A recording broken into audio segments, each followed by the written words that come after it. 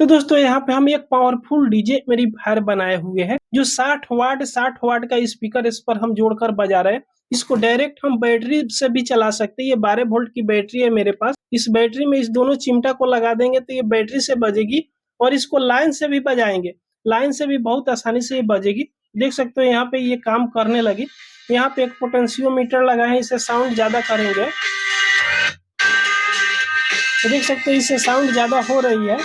अगर इसको कम करना हो तो यहाँ से हम इसको कम भी कर लेंगे। पूरा साउंड को बंद कर दिए। फिर साउंड बढ़ाना हो तो यहाँ से देखिएगा,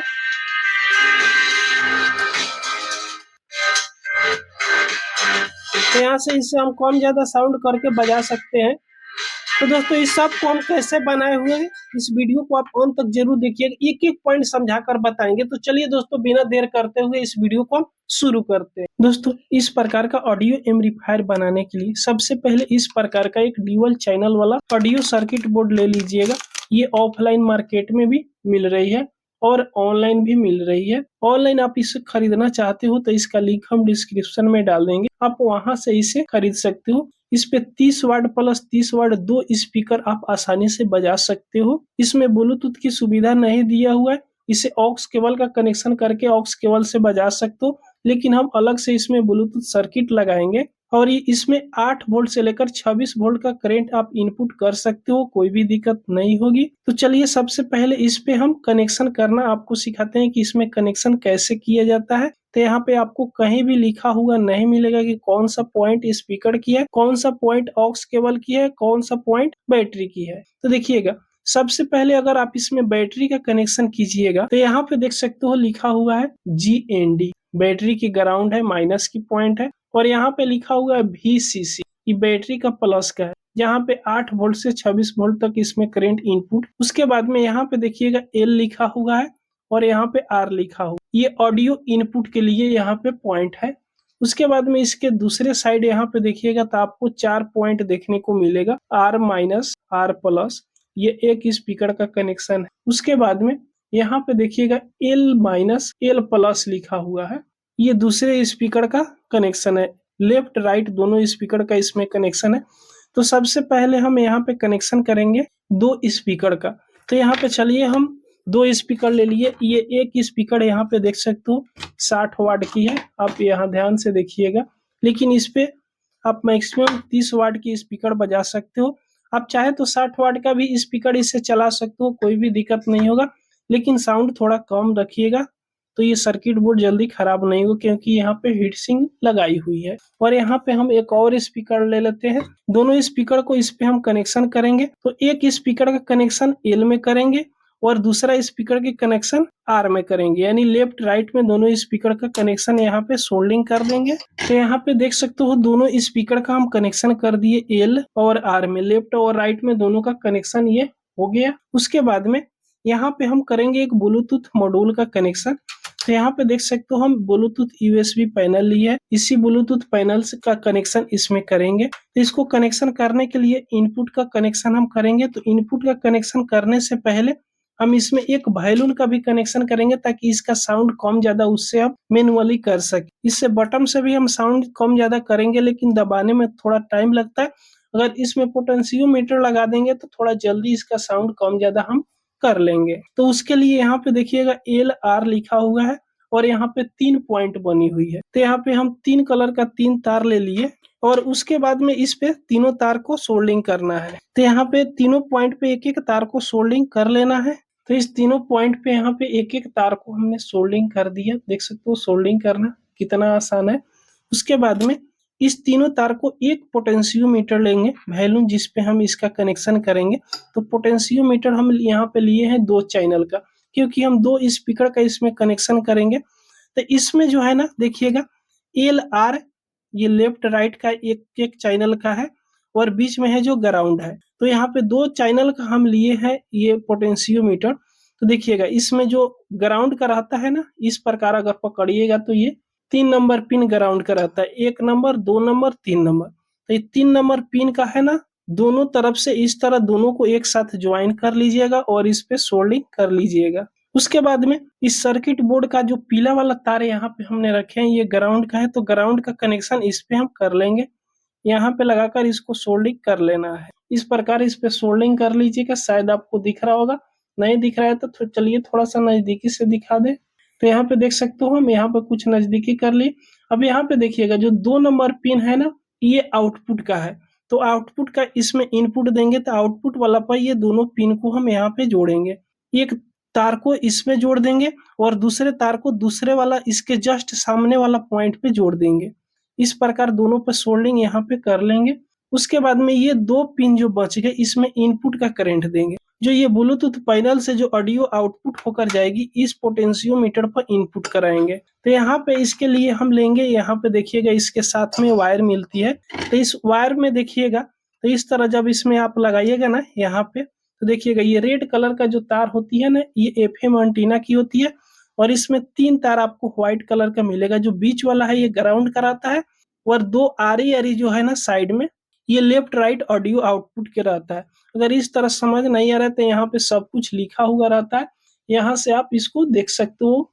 तो चलिए इसको हम कनेक्शन करेंगे। तो इस तार में जो बीच वाला है ना, ये ग्राउंड का है। तो ग्राउंड का जो तार है ना, इस ग्राउंड के सोल्डिंग कर देना है ग्राउंड वाला पॉइंट पे। इस प्रकार ग्राउंड में सोल्डिंग कर दीजिएगा। ये एफएम एंटीना का कोई काम नहीं। अब इसमें 2 तार जो ये बच गया, इस पोटेंशियोमीटर पर देखिएगा जो इनपुट का दोनों ये पॉइंट है ना, इस पे एक एक तार को यहाँ पे सोल्डिंग कर लेना है। फिर दूसरे वाला पॉइंट पे दूसरे तार को सोल्डिंग कर दीजिएगा, जिससे इससे हम साउंड कम ज्यादा कर सके। तो यहाँ पे देख सकते हो दोनों में हम इस प्रकार कनेक्शन कर दिए। कनेक्शन करना बिल्कुल आसान है। उसके बाद में ये ब्लूटूथ पैनल चलाने के लिए 5 वोल्ट इसमें इनपुट का करंट चाहिए। तो यहाँ पे देखिएगा हम डायरेक्ट 12 वोल्ट का कनेक्शन इस पे देंगे। जीएनडी है और वीसीसी है, तो इसको हम 12 वोल्ट से ऑपरेट करने वाले हैं। तो ये तो सर्किट बोर्ड 12 वोल्ट से चलेगा नहीं, ये तो 5 वोल्ट से चलती है। तो इसको चलाने के लिए यहाँ पे हम एक 7805 रेगुलेटर आईसी लेंगे। ये देख सकते हो मेरे पास 7805 रेगुलेटर आईसी है, शायद आपको यहाँ पे दिख रहा होगा। इसमें 3 पिन होती है, 1 नंबर, 2 नंबर और 3 नंबर। तो ये 1 नंबर पिन इनपुट का है और 2 नंबर पिन ग्राउंड का है, यानी जीएनडी का। 3 नंबर पिन आउटपुट का जो 5 वोल्ट करंट आउटपुट देगा। तो हम इसको कनेक्शन इस तरह करेंगे। जो आउटपुट का है ना, इसका पिन को हम इस तरह ऊपर की तरफ मोड़ लेंगे और बीच में एक ये ग्राउंड बच गया, ये 12 वोल्ट इनपुट का बच गया। तो इस दोनों पॉइंट पर एक एक पिन को सोल्डिंग कर देंगे।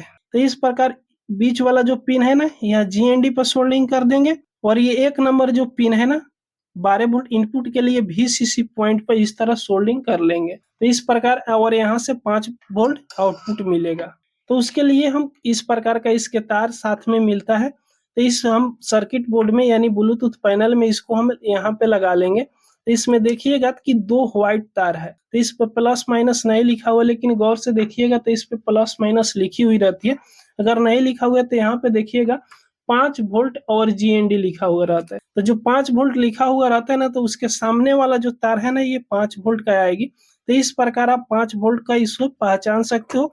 और ये ग्राउंड का हो गया, यानी जीएनडी का हो गया। तो जो 5 वोल्ट वाला है ना तार, उसको इस 7805 की आउटपुट वाला पिन है, जहाँ पे 5 वोल्ट आउटपुट होगी, उस जगह पे इसको यहाँ पे सोल्डिंग कर लीजिएगा इस प्रकार। और इस सर्किट बोर्ड का जो ग्राउंड है यानी जीएनडी है, तो इस सर्किट बोर्ड का जीएनडी पॉइंट पे आप इसको सोल्डिंग कर दीजिएगा, जिससे 5 वोल्ट इस सर्किट बोर्ड को मिलने लगेगी।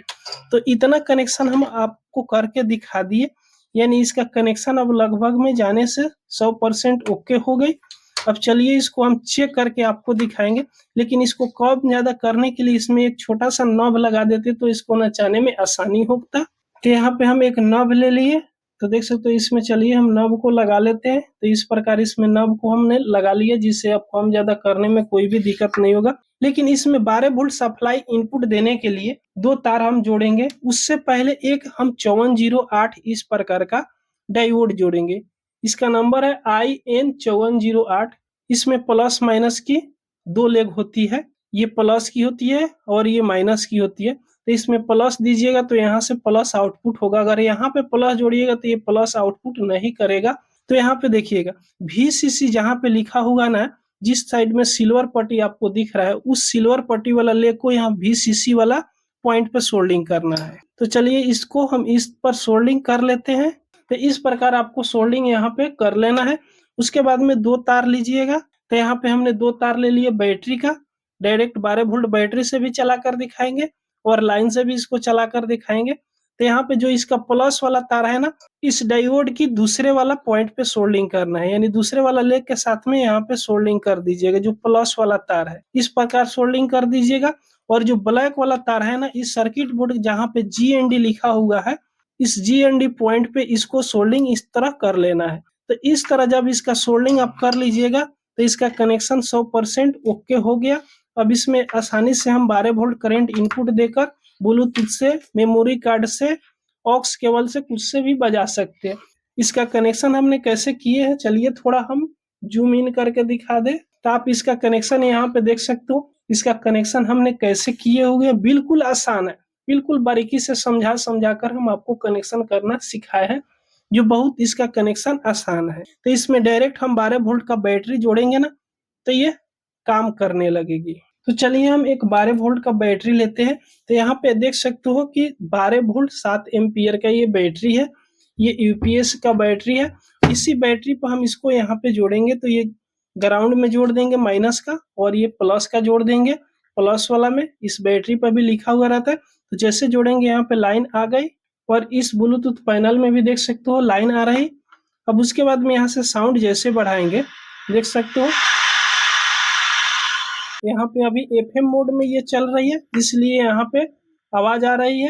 अब इसको हम एक पेन ड्राइव लेंगे, यहाँ पे देखिएगा हम एक पेन ड्राइव लेंगे और पेन ड्राइव में इसको हम लगाएंगे और इससे चलाकर हम आपको दिखाएंगे। इसमें म्यूजिक है, सिर्फ कोई सॉन्ग नहीं है। यूट्यूब लाइब्रेरी से हम म्यूजिक इसमें डाउनलोड किए हैं और इसको हम इसमें लगा देंगे USB पैनल में। तो यहाँ पे लगा दिए, देख सकते हो USB लिख रहा है। अब यहाँ से ये सॉन्ग चल रही है। तो अब यहाँ से हम जैसे साउंड बढ़ाएंगे ना, देख सकते हो ये बज रही है। चलिए थोड़ा और कैमरा को हम दूरी करते हैं। अब यहाँ पे देखिएगा ये सॉन्ग यहाँ पे चल रही है। अब यहाँ से हम चाहे तो साउंड यहाँ पे बढ़ा सकते हैं, देख सकते हो यहाँ पे हम वॉल्यूम को जैसे बढ़ाएंगे,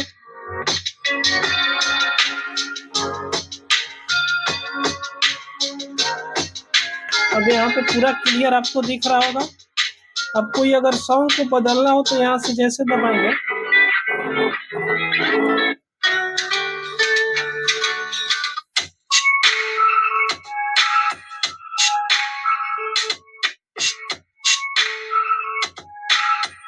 जैसे यहाँ पे देख सकते हो।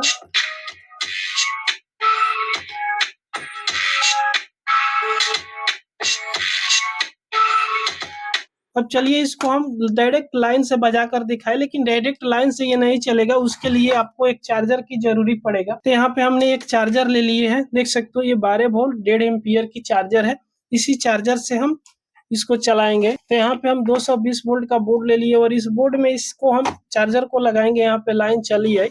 अब उसके बाद में इसको चेक कर ले कि कितने वोल्ट ये करंट आउटपुट दे रही है। तो यहाँ मल्टीमीटर को DC 20 वोल्ट पर रख लिए और यहाँ पे दोनों तार पे सटाकर देखेंगे तो देख सकते हो 12.312 के करीब ये सप्लाई आउटपुट कर रही है। अब इसको जो पीला कलर वाला तार है इसको माइनस में इस तरह जोड़ देंगे और जो रेड कलर वाला तार है इसको यहाँ प्लस में जोड़ लेंगे। तो देखिएगा इसमें सप्लाई आ गई, देख सकते हो। अब इसको चलिए यहाँ पे सॉन्ग प्ले हो गई। अब यहाँ से साउंड ज्यादा हम करके देखते हैं।